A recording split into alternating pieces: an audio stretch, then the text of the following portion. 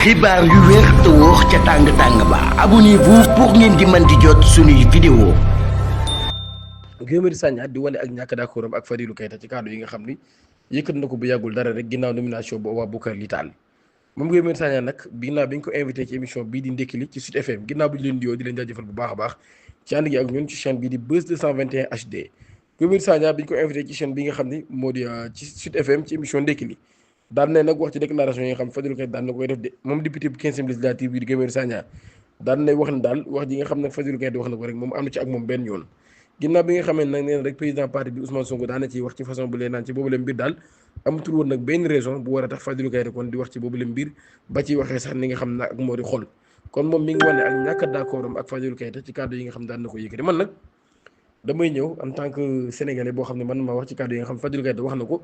di wane ak ñàkk d'accord am ak di wax ni projet bi sax nekkul loo xam nag dañ koy jëmale ci benn nit d'accord c'est-à-dire am réew moom pour defar ko du benn nit moo koy defar ab projet aussi du benn nit moo koy porté waaye est-ce que nit boo xam ne aussi dañ la fal nga nekk DG c'est-à-dire nga nekk DG ñu dénk la lu am solo loo xam ni lu stratégique ci réew mi la muy caisse de dépôt et de consignation du CDC war nga mel ni kuy défier le président de la République parce que ni nga xam ni Fadilou Keita waxee na ko boo ko diggee da nga naan kii c'est-à-dire dafa am désaccord entre moom ak le premier ministre wala désaccord entre moom ak le président de la République te nag li tubaab di wax naan les lèvres sales se lavent en famille c'est-à-dire bu fekkee nit ki dafa am loo xam ni dafa xew sax ci seen biir yéen ñiy ànd moo xam muy parti politique lu mën a doon jàpp naa da ngeen ko war a régler seen biir mais wurul nag nekk loo xam ni maam day génn ci picc mi nga penc mi nga ci waxee loo xam ni yéen nit ñi sax da nga leen laisse entendre que ni dafa am lu xew seen biir moo tax man damay jàpp ni kàddu yi nga xam ne Fadilou Keita yëkkati na ko daal koy lancé ci li nga xam ne mooy page Facebook am ba ñu bari sax ñoo xam ni ñoom nee nañ ay patriotes lañ ci projet bi lañ bokk kàddu yooyu neexu leen li tax ma leen di blessé nag mooy ay nit bu ñu waree ànd ñooy ànd c'est-à-dire ay nit yoo xam ne dañuy ànd ñu xam ni ñoom ñooy ànd ñoo bokk lu ñuy défendre ñoo bokk même projet bu ñu nekk ñu défendre benn projet ñu ne projet bii kat dañ koy défendre parce que dañoo gëm projet bi dañoo jàpp ni tam projet bi moom moo war a avancer Sénégal dañoo gëm projet bi ñoom ñuy ànd ñu jàpp ne projet boobu moom moo war a avancer Sénégal pour Sénégal avancer wala mu jëm ci kanam projet boobu la ñu war a liggéey ay nit yu ànd nag di àndee noonu jàpp naa ne aussi même bu fekkoon dañoo am ay désaccords aussi warul nekk loo xam ni dañ koy wane parce que da leen di affaiblir c'est-à-dire dafay wàññi doole bi nga xam ne waroon nañ ko am moo tax Fadilou Keita kaddu yi nga xam ne yëkkati na ko waxee ko noonu je crois pas que ni noonu la waroon waxee c'est-à-dire nit bu fekkee da ngeen ànd exemple man mi nga xam ne maa ngi ànd ak diw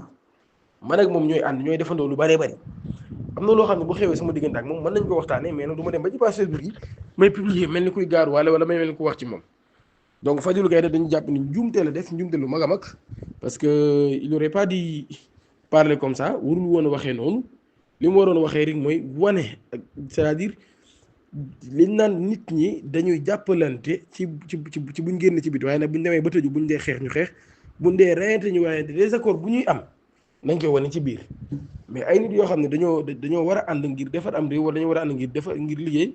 bu fekkee dañ posé ay actes yoo xam ne nit ñi gis ci biti dañ naan ñi dafa am désaccord seen diggante nit ñi dootu ñu sax am confiance wala wóolu bi nga xam ne wóolu woon nañ leen ko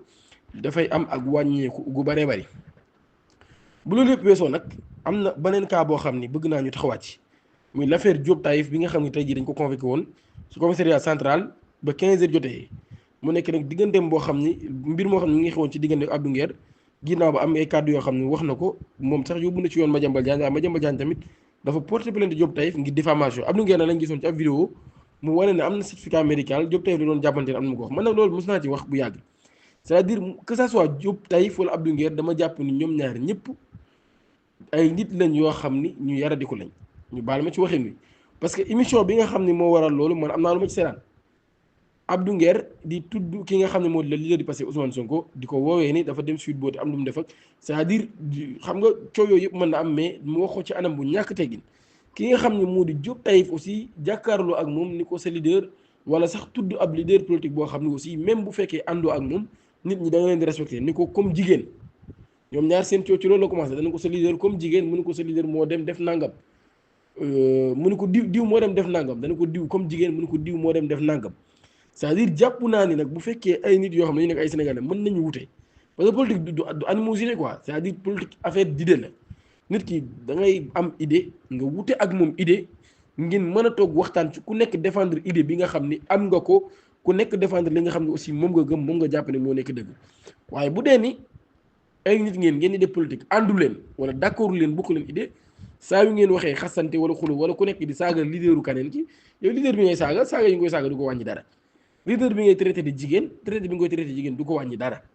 c'est-à-dire bu fekkee yéen ñaar ñëpp yéen a ngi toog da ngeen di sax tuutal seen bopp parce que ñoom ñaar ñi nga xam ne ñoo tax ngeen koy def ñoom ñaar kenn du ci taxaw ba saaga moroomam kenn du ci taxaw ba wax moroomam jigéen kenn du ci taxaw ba wax moroomam loo xam ni dañ koy xoolaat naan diw ana lu tax mu wax lii mën nañu bañ a ànd ci politique ku nekk mën nga wane sa désaccord ak sa morom waaye nag bu loolu yëpp jeexee ku nekk respect ngay wan sa morom ku nekk lu baax ngay ëmbal sa morom bala nga koy xam nga gis leader politique yi li ñu wute buñ tase woon fenn dañuy joxante loxo ku ci nekk sa morom nga taxaw saafonte ak moom waxtaan ak moom bu la leen fa indi jeexee ngeen nekk dem parfois même sax ñu invité entre deux leaders politiques wala ñaari deux hommes politiques yoo xam ni dañuy def politique di ko def ci débat di ko def ci xam-xam bu ñëwee toog waxtaan ba pare kenn ki yor oto kenn ki yor oto bu ñu dee génn sax ki yor oto mooy dépeser ki nga xam ne yorul oto te plateau ba day tàng jër mais kenn du fa saaga kenn du fa xas kenn du fa wax kenn lu ñaaw mais bu dee yow da ngay défendre benn projet que ñoom ñaar ñëpp nag ku ci ne am na looy défendre am na leader boo àndal jàpp naa ne war ngaa fexe ba leader boobu sax maanaam nit ñi di xemmee ma ànd ak moom ndax sa image c'est-à-dire nit ñi di xemmee ma ànd ak moom parce que image bi ngay wane dafay nekk image boo xam ne bu positive lay doon mais su dee da nga ne diw laa àndal ku àndul ak diw su ma tasee ak moom plateau dama naan ko diw dafay nuroo ak jigéen kii ni man diw laa àndal ku àndul ak diw su ma tasee ak moom plateau dama naan ko diw dafa def nangam diw dafa def mun ba mu demee si boote lii dafa def nangam c'est-à-dire am na yoo xam ni yow mi koy wax ci moom sa bopp ngay manqué de respect parce que nit ñi considération bi nga xam ne war nañ ko am ci yow dootuñu ko am ci yow respect bi nga xam ne war nañ la ko jox dootuñu la ko jox loolu moom kaala boo xam ni faaw ñu wax te bu loolu yëpp weesoo aussi plainte bi moom lu légitime la que Diop Taïf porte plainte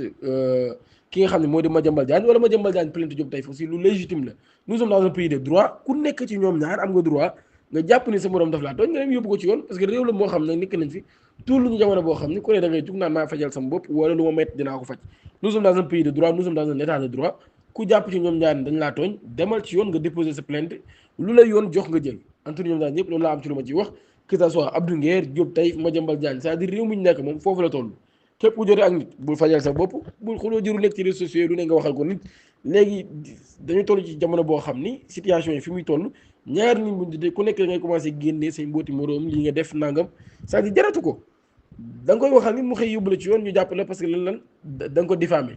te peut-être sax maanaam ci début bi yow la ñu tooñoon mais da ngay dem ba tooñ ñaar bi donc loolu aussi nañ ko bàyyi xel bu baax a baax l'affaire Diop Taïf Abdou Nguer man loolu la am ci lu ma ci wax ñaar nit la ñoo xam jàpp naa ñoom ñaar ñëpp dañu ñàkk yar respecté wuñ ñi nga xam ne ñoo di les leaders politiques parce que lu mu ci mënte demee aussi ku ci nekk ci ñoom ñaar ki ngay saaga wala ngay waxtu moom wax ju ñaaw moo la mag te am na ay nit yoo xam ne ànd nañ ak moom donc ne serait-ce que pour loolu noonu ñu respecté ko man a wax ni nit lu mën a def dafa am loo xam ne daf ko mérité muy respect bi nga xam ni daf ko war a am laneen luy tegu ci kawam nag doog a tegu ci kawam di leen jaajëfal bu baax a baax ci ànd ak ñun ci chaîne bi di Buzz 221 HD di leen ñaan ngeen abonné suñu chaîne YouTube te activer cloche notification pour bañ a rater suñu yeneen vidéo jërë ngeen jëf